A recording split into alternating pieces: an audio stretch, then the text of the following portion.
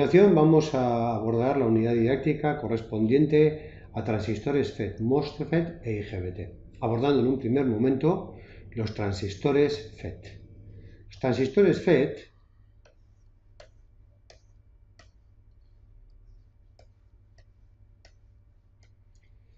pues son unos transistores que se empezaron a desarrollar allá por 1926 y cuya historia se recoge en esta sección, que conviene echarle un vistazo para conocer cuál ha sido su evolución. Básicamente los transistores FET pueden ser de tres tipos, como veremos: FET, QFET y MOSFET, y básicamente tienen tres terminales. Los tres terminales son fuente, drenador o sumidero y compuerta, cuyos nombres del inglés son source, drain y gate, nombrados con las letras S, D, G. Y son tres terminales similares como veremos luego, a los terminales que nos encontramos en los transistores bipolares. El funcionamiento es similar también, como vamos a ver, pero con alguna característica muy importante que los diferencia. Básicamente, en cuanto a la construcción, pues al igual que con los transistores bipolares, nos vamos a encontrar con dos tipos de transistores, los de canal P y los de canal N. Básicamente están compuestos por una base, por un sustrato tipo P o tipo N, al cual se le añaden otros dos terminales más, uno lo que es el drenador y el otro es la fuente. Entonces los tres terminales son estos y podríamos decir, que son los equivalentes, como en el caso de los transistores bipolares, que decíamos que tenían esta estructura. Pues básicamente estos teníamos aquí tres terminales: el colector, la base y el emisor. Lo que hacíamos en estos transistores era, controlando la corriente base-emisor, o variando la corriente base-emisor, lo que hacíamos era controlar la corriente colector-emisor. Aquí vamos a hacer algo parecido a ello, es decir, yo voy a controlar la corriente drenador-surtidor, controlando, no en este caso aquí que decíamos la corriente, sino controlando la tensión puerta-surtidor. Cuando digo controlando la tensión, quiero decir que en este caso yo lo que tenía que hacer era meter una tensión más o menos positiva en este punto para que la corriente variase. En este caso la corriente es la principal característica de los JFET. La impedancia de entrada es prácticamente infinita y la corriente de puerta-surtidor es cero. Es decir, yo cero prácticamente o próxima a cero. Es decir, lo que voy a hacer es controlar una corriente con una tensión, con lo cual la disipación de potencia del transistor debido a la puerta es muy pequeña y, como nos vamos a ver, nos va a reportar innumerables ventajas. ¿Cómo hay que polarizar? Bueno, en el caso de los transistores bipolares, comentábamos, vamos a volver a dibujar aquí un transistor bipolar. En este caso vamos a dibujar un transistor NPN, en el que decíamos que este era el colector, este el emisor y este la base. Y un NPN lo que nos decía es que teníamos que, en este caso,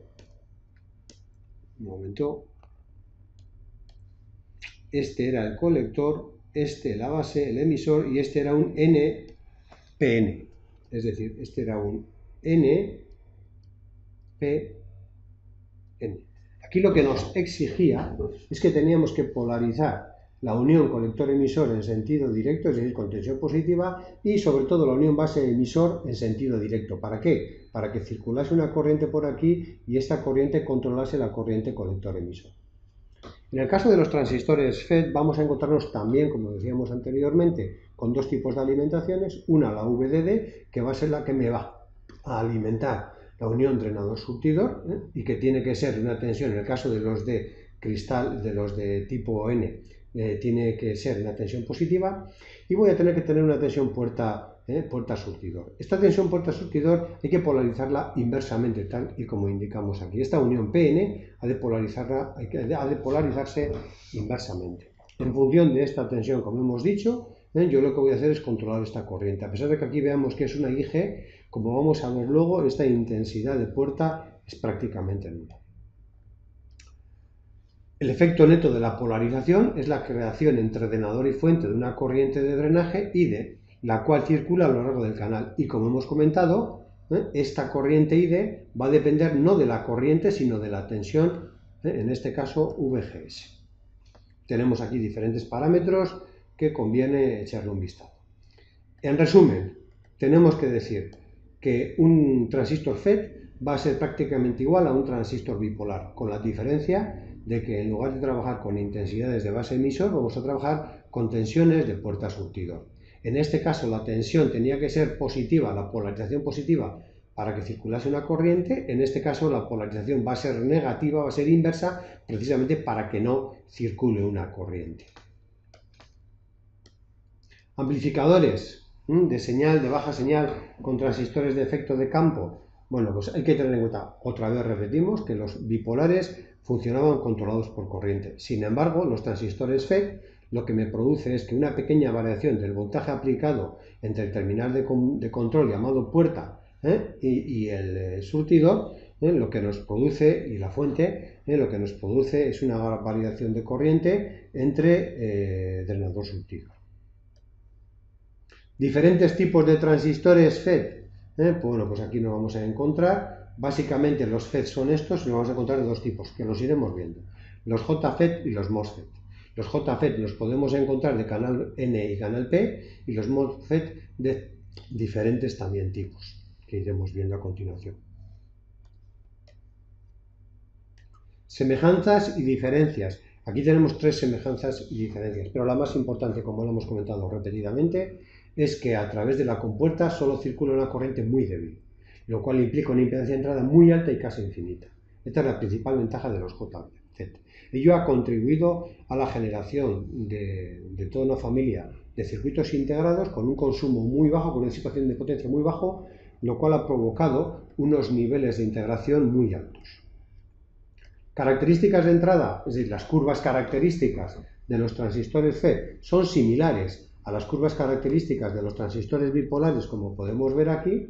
Si yo analizo esta curva característica, yo lo que me voy a encontrar es, al igual que en el caso de los bipolares, me encuentro con una tensión, en aquella ocasión, una tensión colector-emisor, en este caso una tensión drenador-surtidor.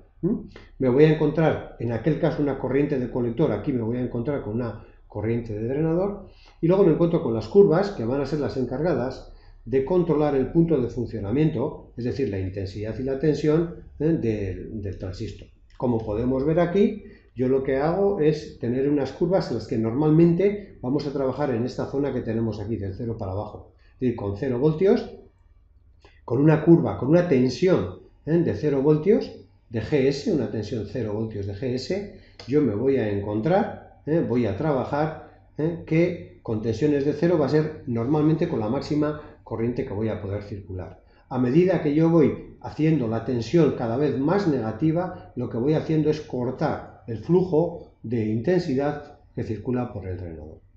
Como ya sabemos, al igual que en el caso de los transistores bipolares, yo me voy a encontrar aquí con unas rectas de carga, por ejemplo, tal que así, que va a depender, el valor, la inclinación de esta recta de carga, va a depender de la resistencia, en este caso del drenador, y en función de la tensión que yo meta, como vemos aquí, si yo meto una tensión de 0 voltios, yo voy a estar trabajando en un punto de funcionamiento en el que voy a tener, pues en este caso, una tensión colector-emisor muy pequeña y una intensidad colector muy grande, es decir, estaremos trabajando cerca a la saturación. Si yo quiero conseguir el corte, lo que tengo que hacer es eliminar la corriente, y para eliminar la corriente de drenador, lo que tengo que hacer, como podemos ver en las curvas características, es ir aumentando la tensión inversa entre drenador y entre puerta y source. Y entonces, bueno, pues voy a acercarme a este punto. Este punto que tenemos aquí sería una tensión drenador surtidor aproximadamente de 20 voltios de la tensión de alimentación y una corriente de drenador de prácticamente cero, es decir, estaríamos trabajando en saturación. Es decir, yo puedo hacer trabajar a estos transistores dentro de esta curva. Igual que hablábamos con los transistores bipolares, le voy a poder trabajar en amplificación, trabajando entre corte y saturación, o le voy a poder hacer trabajar en conmutación, haciéndole pasar del corte a la saturación o viceversa. Estas son las características, la curva característica general del sistema. Bueno, pues aquí tenemos más curvas características y bueno, pues la polarización. Tal y como hemos comentado otra vez, tenemos que conseguir polarizar una tensión positiva, en este caso una tensión positiva entre drenador y surtidor, y tenemos que meter una tensión negativa, como podemos ver aquí, entre puerta y surtidor. Entonces, bueno, pues aquí tenemos y cómo lo conseguimos. En este caso es bien sencillo, metiendo una tensión positiva entre este punto y masa, y para alimentar la puerta lo que voy a hacer es tener una tensión negativa, menos VGG, a través de una resistencia que voy a aplicársela a la puerta. Sin embargo, tenemos otro tipo de polarizaciones, como por ejemplo esta que tenemos aquí, esta polarización, en la cual, pues bueno, pues se consigue la polarización mediante un divisor de tensión. ¿Cómo se consigue? Pues bueno, pues es sencillo.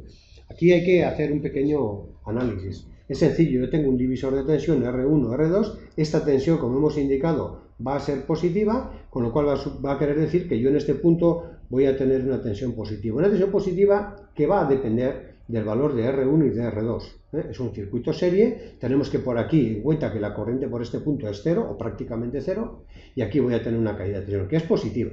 Si hemos dicho que este punto tiene que ser más negativo que este, como así hemos comentado aquí, yo con lo que tengo que provocar es que aquí también vamos a ver que debido a esta corriente yo voy a tener una caída de tensión positiva o negativa, y en esta resistencia también positiva o negativa. Con lo cual, para conseguir que este punto sea más positivo que este, tengo que conseguir que esta tensión sea más pequeña que esta. Entonces, para ello tengo que jugar con estos juegos de resistencia. Por ejemplo, si yo consigo que aquí haya una tensión de 3 voltios, sin embargo, si yo consigo que aquí haya una tensión de 4 voltios, me voy a encontrar con que este punto es más 3 menos 4, me voy a encontrar con que ese punto es menos 1 voltio. Es decir, he conseguido que la polarización entre puerta y surtidor sea negativa. Aquí tenemos otro ejemplo más de polarización similar al que hemos comentado, sin divisor de tensión, es decir, mediante una fuente dual, es decir, con una fuente positiva y negativa, y lo único que tengo que conseguir siempre es que si en este punto tengo una tensión de cero, que lo es, porque hemos quedado que la corriente por aquí es cero, caída de tensión aquí es cero, es de aquí 0 voltios, pues tengo que conseguir que aquí se produzca una tensión algo positiva, para que este valor sea más negativo que este. Es decir, si yo consigo, por ejemplo, aquí una tensión de 1 voltio, pues este punto va a tener menos 1 voltio con respecto a este, porque este es 0. Entonces, 0 con respecto a masa, y aquí tengo positivo, negativo, es decir, más 0 menos 1, pues aquí yo tendría menos 1 voltio en este punto con respecto a este. Tenemos más circuitos de polarización, como podemos ver aquí, polarización automática y otros sistemas que conviene pues simplemente echarles un vistazo. Visto esto, a continuación vamos a ver las configuraciones básicas con JFET. Las configuraciones básicas con JFET van a ser la misma estructura que teníamos con el transistor bipolar. Con el transistor bipolar nos encontrábamos con 3 configuraciones. La configuración base común, emisor común y colector común. Es decir, que la base estuviese unida a masa, que el colector estuviese unido a masa o a alimentación, y que el emisor estuviese unido a masa o a alimentación. Recordar que lo de común se refería no en el concepto de masa, sino el concepto o con respecto a corrientes alternas. Entonces teníamos 3 configuraciones, la base común, emisor común y colector común. La emisor común era la típica, que más una de las más utilizadas, que la emisor común era esta, es decir, se unía a masa el emisor. En este caso, como estamos hablando de drenador, puerta y surtidor, nos vamos a encontrar con el de fuente común, que es este, es decir, yo el surtidor lo tengo unido a masa.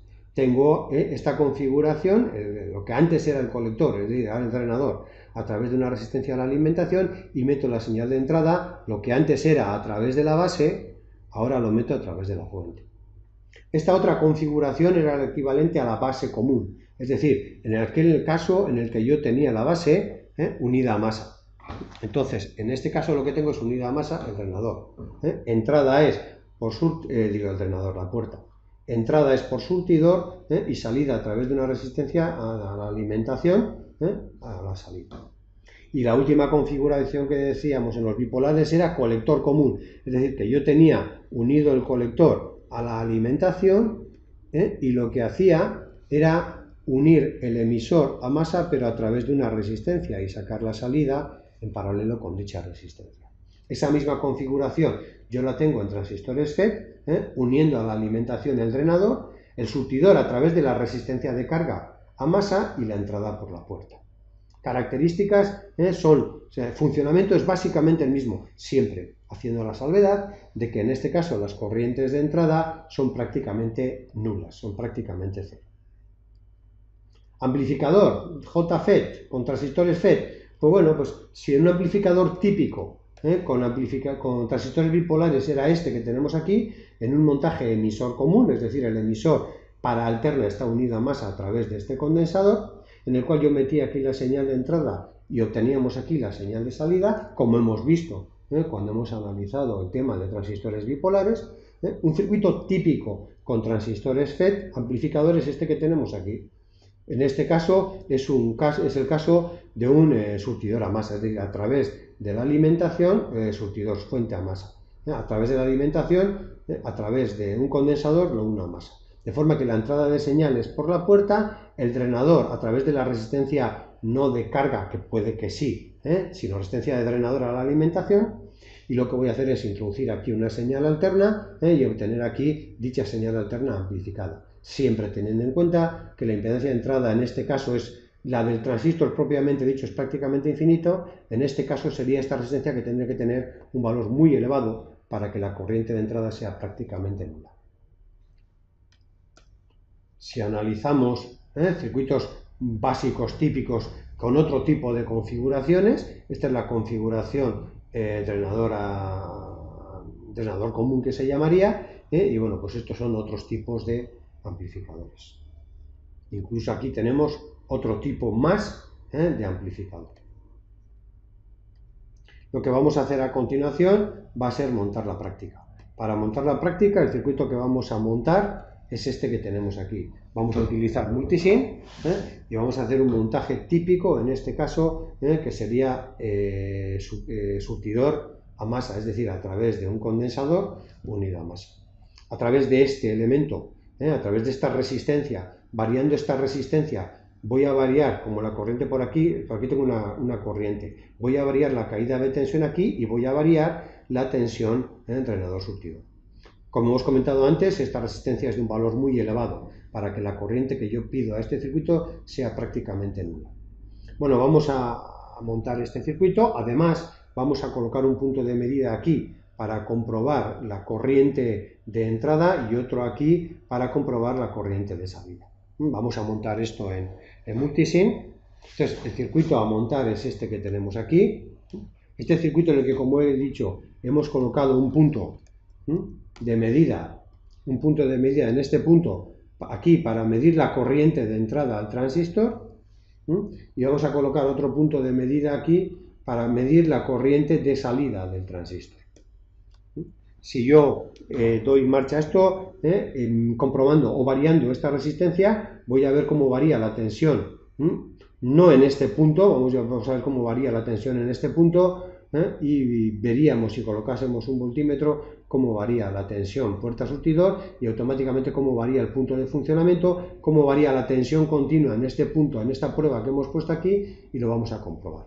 Comprobámoslo, lo vamos a comprobar en un primer momento colocando el generador a 0 milivoltios. Vamos a colocar a 0 milivoltios para ver el punto de funcionamiento. Un momento.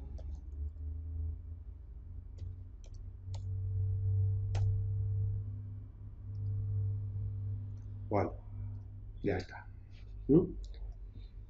Para ver el punto de funcionamiento en este punto que tenemos aquí. Tenemos puesto a 0 voltios y vamos a ver cómo variando esta resistencia voy a variar yo la tensión aquí. Es decir, si nos damos cuenta, yo lo que voy a hacer es, analizando la curva característica que hemos visto anteriormente, voy a ver yo cómo variando esa tensión voy a variar el punto de funcionamiento, es decir, me va a variar la tensión drenador surtidor. Le doy marcha, bueno, hemos colocado aquí un osciloscopio en el que tenemos en el canal A en rojo la entrada y en el canal B en azul la salida. Ahora mismo no nos interesa el osciloscopio porque vamos a verlo en continuo. Entonces, antes de correr la simulación, lo que vamos a hacer va a ser añadir algún punto más de medida, como hemos visto, vamos a añadir Vamos a tener un punto aquí para ver la tensión en este punto, otro punto aquí para ver la tensión drenador-surtidor y otro punto aquí para ver la tensión de puerta. Al mismo tiempo hemos añadido un voltímetro entre puerta y surtidor. Voltímetro que me va a medir la tensión de polarización. Ahora mismo, tal cual tengo el sistema, bueno, tengo metida una señal de entrada de 100 femtovoltios, nada, cero. ¿Por qué? Porque solamente quiero analizar el comportamiento en continuo. En estos momentos nos damos cuenta que de acuerdo a esta resistencia tengo colocada en este punto una tensión de 634 milivoltios y lo que me va, un segundo, de 630 y pico milivoltios, y lo que me mide es que la tensión entre este punto y este es una tensión de menos 0,9 voltios. Si analizamos las curvas características nos damos cuenta que estamos en una situación en la que tenemos menos 0,9, es decir, una tensión bastante negativa. Al ser una tensión bastante negativa voy a tener yo una corriente drenador muy pequeño y sobre todo una tensión drenador-surtidor bastante grande, próxima o cercana a lo que es la alimentación. En este caso 20, en nuestro caso, como la alimentación es de 12, cercano a los 9,5, es decir, cercano a la tensión de alimentación en este punto.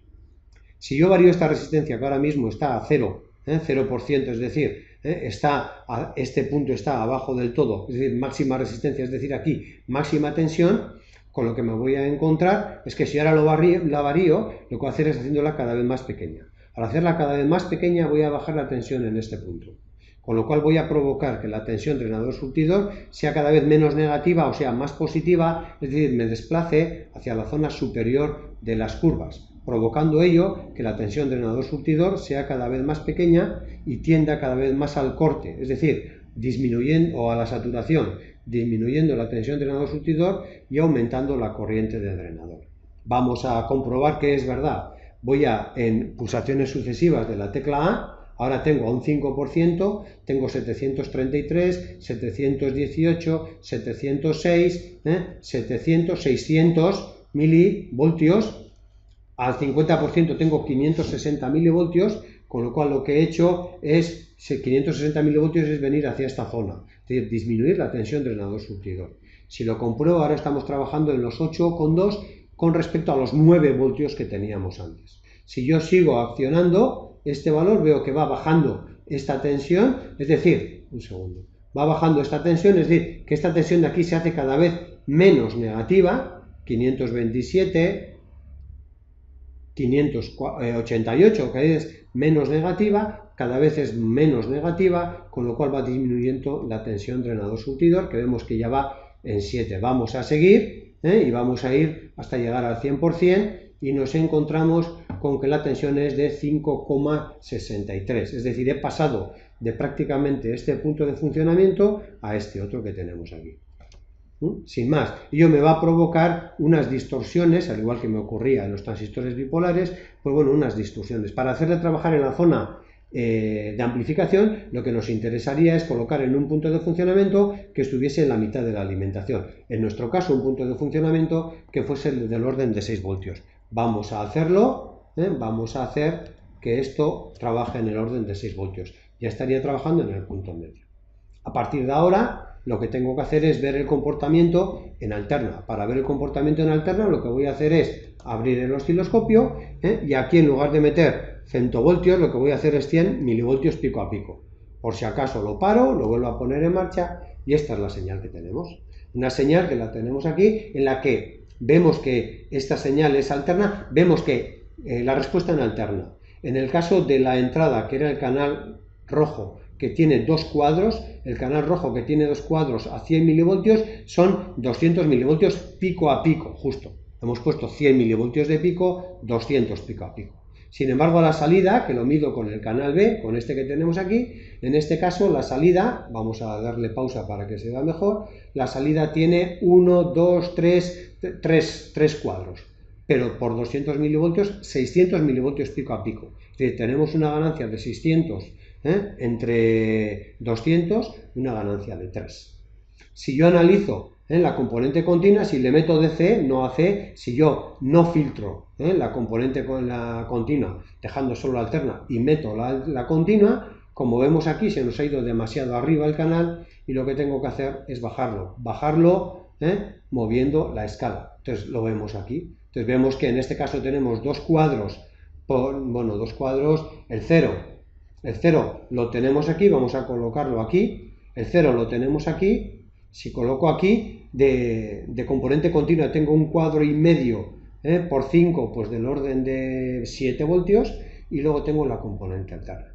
Variando, como hemos visto antes, un momento, vamos a darle marcha, variando el punto de funcionamiento, vamos a ver cómo esta señal sube o baja, lo que hemos dicho aquí. Si yo varío el punto de funcionamiento, un segundillo, si yo varío y bajo esta resistencia, vemos cómo esto sube, que va subiendo, no mucho, pero va subiendo, esto dependería de la recta de carga. Un segundo. Cómo varía este punto de funcionamiento. Pero a nosotros lo que nos interesa es cómo alterna, y como alterna, pues bueno, pues aquí tenemos la señal. Si yo varío esta señal de entrada y la coloco a 1 voltio, pues veríamos el efecto que hemos comentado anteriormente, veríamos cómo tenemos, un segundillo, vamos a bajar las dos para que se vean un poco mejor. Esta es la señal A, EP, 100 voltios no, 1 voltio pico, de pico. Esta es la señal de entrada y esta es la señal de salida. Señal de salida que se ve en este caso, vamos a, otra vez, 100 milivoltios. Vamos a darle marcha. Si tenemos aquí la señal de entrada, que es esta, y aquí tenemos la señal de salida. Esto es para 100 milivoltios. Si le metemos 1 voltio, paramos y volvemos a poner en marcha. La señal de entrada la tenemos aquí y la de salida la podemos ver aquí, viendo cómo me distorsiona la parte que tenemos por aquí arriba. Bueno, sin más, lo que tenemos que hacer a continuación es montar el circuito, hacer los análisis y subir a la web el informe correspondiente.